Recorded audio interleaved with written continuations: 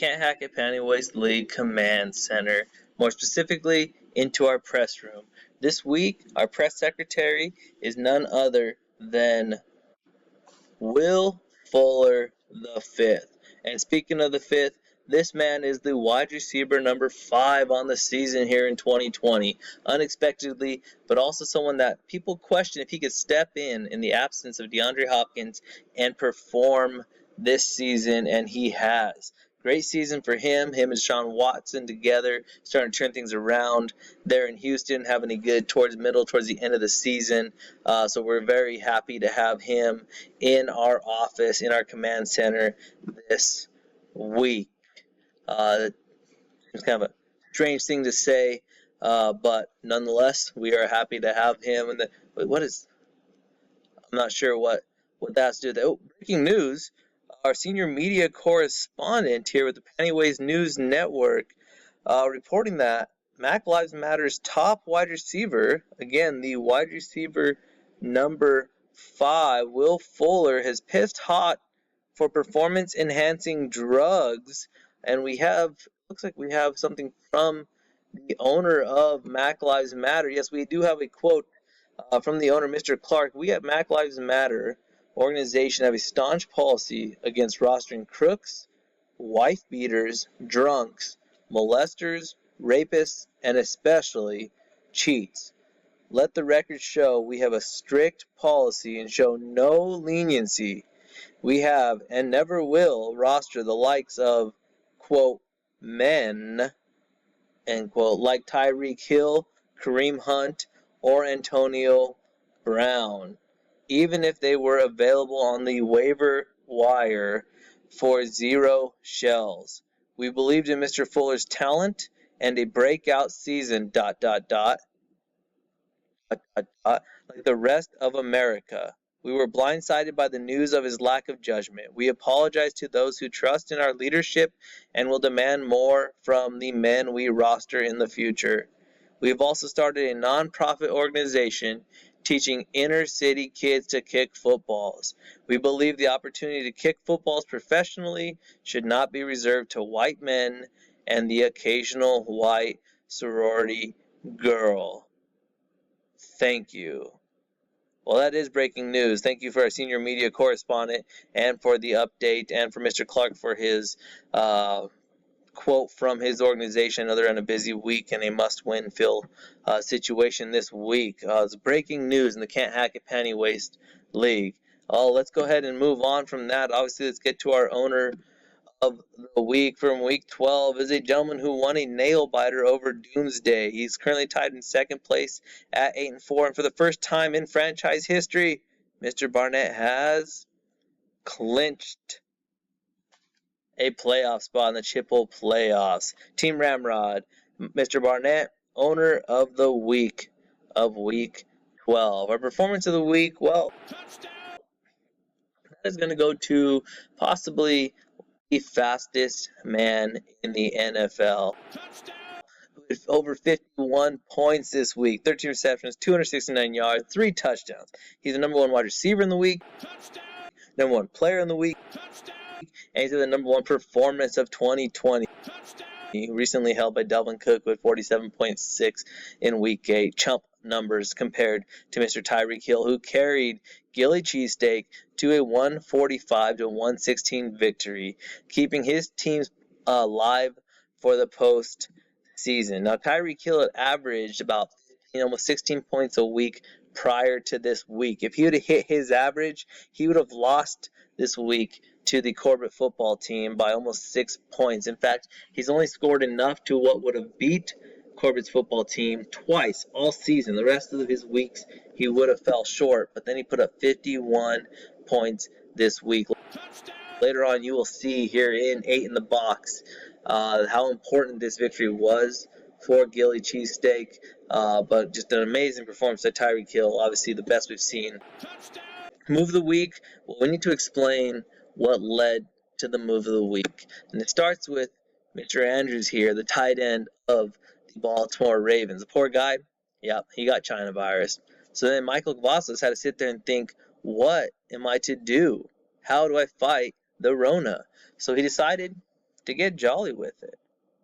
And that led to Kyle, the Rudolph red-nosed reindeer. He ended up being a tight end 1 this week. He was a tight end number 11, over 10 points. He had 7 receptions, 68 yards. He helped Michael's team win by 6.5 points. More importantly, he gave Cavazos a chance at the 2 seed if he's able to pull it off heading into week 13. Again, we'll get more into that. Now, if you do want to know why there's no video highlights of Mr. Rudolph the Red-Nosed Reindeer, he was chosen by some interns here to be Move of the Week. We don't disagree with their choice, but we've got a strict policy. No touchdowns, no highlights. So we're moving on. Score of the week. Well, we're going right back to the freak show, Tyreek Hill himself, as he helped Mr. Gilly Cheesesteak himself to his first high scorer of the week award this season, 145.9 points. Again, over a third of those came from that dude himself. But Mr. Gillen, congratulations on the first high scorer of the year. All right, back to our info centers. You'll see teams on bye. I don't know why we didn't have any teams on bye last week, but we do have them on this week. Thanks a lot, Commissioner Goodell, jackass. But anyway, we got the Panthers, we got the Buccaneers on byes this week. Nothing changed in our college player rights draft standings as far as what teams are eliminated, what teams are still alive. There was a switch where Mr. Gillen moved ahead of Mr. Wilborn for that 10th pick. But the top 3 are still the top 3 fighting. They only have one more week, or else it'll come down to the point scored tiebreaker. But you saw Myers, Doom, and Gear in it. Of course, Myers' pick's going to end up in the hands of Mr. Polton. And then that draft, don't forget, the Can't Hack It Pantywaist League 2021 College Player Rights Draft will be on Super Bowl Sunday. So make sure you set your calendars for that day so that you're ready for the draft. And then I'm sure it'll be a very exciting game later on. But most importantly, that draft. That draft will also be organized and held and ran by the founder of the league, Mr. Corbett. I don't think I've talked to him yet about that. So now, Mr. Corbett, you'll be running that draft as I will be unavailable. All right, matchups of the week for week 13. It's a huge week. This is going to make or break a lot of teams. And the match of the week is going to come down to number 4, Michael's team, who will be visiting number 2, Torts Illustrated, there in the Torts Chambers. They are fighting for basically the 2 seed. Now, of course, Team Ramrod's in there, and he could end up with the 2 seed. But these 2 teams, 2 of our highest scoring teams in the league, putting up 127 points a week. You'll see there, Cavazos at 7-5, started out the season 0-3. You can see 7-2 in the last 9 weeks for those of you that suck at math. Tied for 4th place. Cotton is 8-4. He's tied for 2nd right now, has the tiebreaker, so he is the 2 seed going into the week. A win locks him in at that 2 seed, I believe. But 127 points a week.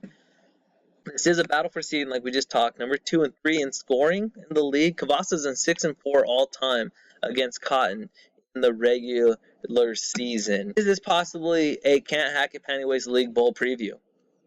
It's a good question, and I think it very well might be, and there's a reason why. They're 1-1 against each other in the playoffs, but more importantly, if you look into this, there's only 2 times these 2 teams have been in the playoffs at the same time. Both those years, they met in the CHIPL Bowl. 1 year, Mr. Cotton won. 1 year, Mr. Cavazos won. But either way, it's the only 2 times they've made it. Both times they made it into the championship. Both times they played each other, and they're 1-1 against it. Mr. Cotton won it in 2013, the year he auto-drafted, and Cavazos won it in 2016. So maybe we're going to see, is this the 3rd year or the 3rd time they both have made it, and they'll face each other there in the championship if they get that far. Time will tell, but a big week for them here this week. But here is our playoff picture. This is what it looked like going into week 12. After week 12, we still have Kittle Stitious at that 1 spot, and he is locked at 1 seed. Torts Illustrated is in the 2 seed still. Team Ramrod in the 3 seed. Michael's team moves up to the 4 seed. Mac Lives Matter moves up to the 5. And Doomsday drops down from that 4 to the 6. Moving up to the 7 seed is Gilly Cheesesteak. There you see Bud Wilborn's team falls out of the playoff picture. And dropping back in that 8 seed is Tom from MySpace.com. Sundays of Thunder, Bud Wilborn's team, and Corbett's football team are still possibly in contention for a playoff spot, but on the outside looking in. All right, CHIPL history. Nah, let's not do that. Let's talk a little playoff scenario for the 2020 Can't Hack It Pantywaist League playoffs. Here are your three teams that have clinched a playoff spot. That's Amakil Stitches, Torts Illustrated, and Team Ramrod. Amakil Stitches, like I said, is locked in as the #1 seed, regardless win or loss here in Week 13. Torts Illustrated, with a win, he is the 2 seed. With a loss, he's the 3 seed if Ramrod loses, and he's the 4 seed if Ramrod wins. Pretty simple for him. Team Ramrod. With a win, he is the 2 seed if Torts Illustrated loses. He is the 3 seed if Torts Illustrated wins. Now, if he was to lose, he could be anywhere between the 3 to 6 seed, depending on score tiebreakers with Mac Lives Matter and Doomsday. Next three on the board there. Start with Michael's team. With a win, he is the #2 seed if Ramrod loses. If Ramrod was to win, he'd be the 3 seed. So there's a chance for Cavazos to go from the 0-3 chump, last place, to the 2 seed going into the postseason, and I'm sure he'll let us all hear about it if that happens. Now, if he is to lose, he could be anywhere between the 4 and 6 seed, depending on how Mac Lives Matter and Doomsday's weekends go. Now, Cavazos will have the tiebreaker over pretty much everybody just because he's, I think he's the 3rd highest scorer, basically 2nd or 3rd highest scorer in the league, and there's a pretty big margin between him and the #4. All right, now let's talk Mac Lives Matter. Mac Lives Matter, if he wins, he could end up with a 3 seed if Torts Illustrated wins and Team Ramrod loses. Team Ramrod has a 30-point lead in the tiebreaker there, so Mac Lives Matter would have to win and outscore Team Ramrod by more than 30 in order to get that 3 seed. He's the 4 seed if Michael's team beats Torts Illustrated this week and Team Ramrod loses again by 30 points less than what Mac Lives Matter scores. And he'll be the 5 seed if Team Ramrod and Michael's team win, and the 6 seed if Doom's team wins and outscores him by 9. So he could drop all the way to the 6 seed if Doomsday has a much bigger day and all those other scenarios happen. Now, if he was to lose, he'd be anywhere between the 5 and 8 seed, depending on how Gilly Cheesesteak does. Gilly Cheesesteak has a 46-point lead on him on the points scored on the season, and how it goes with Tom from MySpace.com.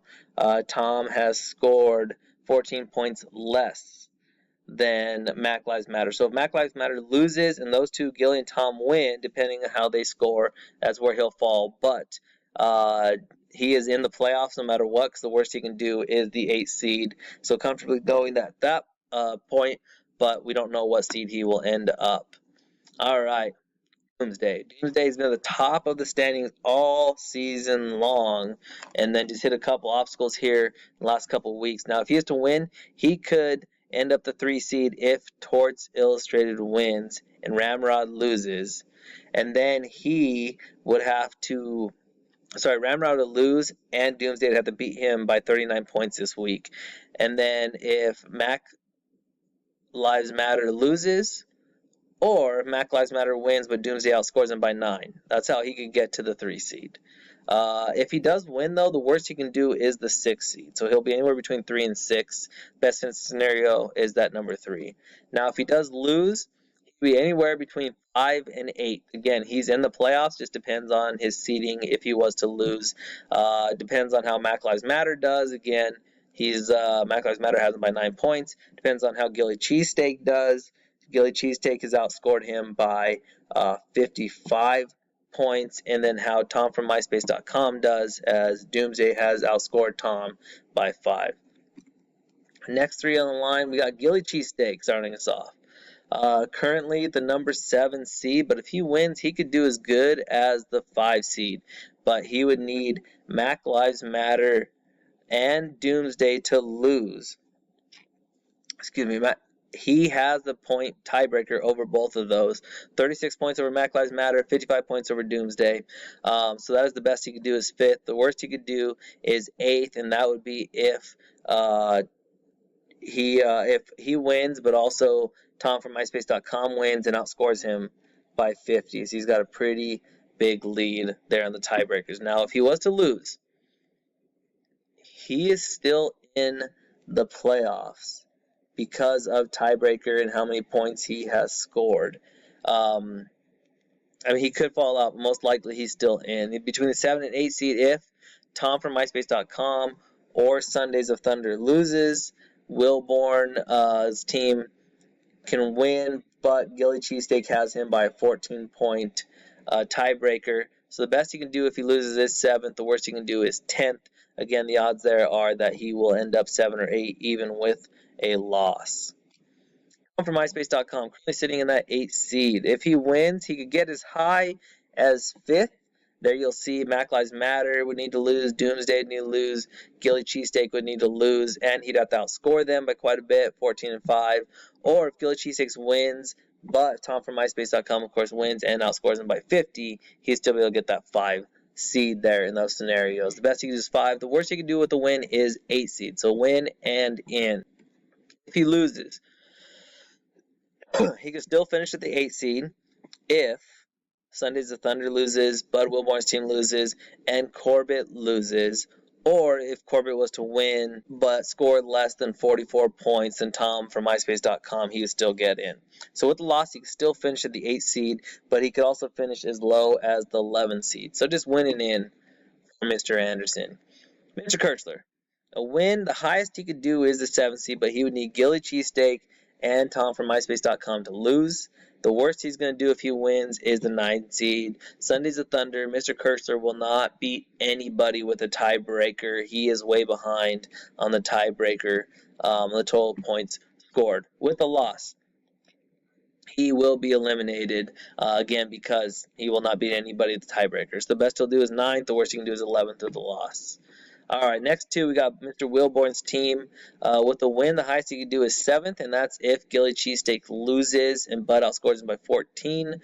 Tom from MySpace.com loses, and Bud already has the tiebreaker points over him by 36, and then Sundays of Thunder loses. He's the 8th seed if Tom loses and Bud outscores him by 36, and Sundays of Thunders lose. So the best he can do is 7, the worst he'll do is 10th if he wins. If he was to lose, he's going to be eliminated.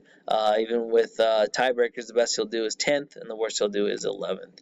And the Corbett football team, with the win, the best he could possibly do is 8th, and he would need Bud Wilborn's team, Sundays of Thunder, both to lose. He'd need Tom from MySpace.com to lose, and he'd have to outbeat Tom from MySpace.com by 44 points this week. So I won't say it's not possible. I will say it's very unlikely. The best he could do is 7th, technically. That would be Gilly Cheesesteak, add him to that loss list, and he'd have to outscore him by over 100. So I didn't put that scenario on there because that's probably not going to happen. But the best he could do is 7th. The worst he could do is 11th with a win. If he loses, he's eliminated, and 11th is what he'll finish if he loses. Best and worst scenario are 11th.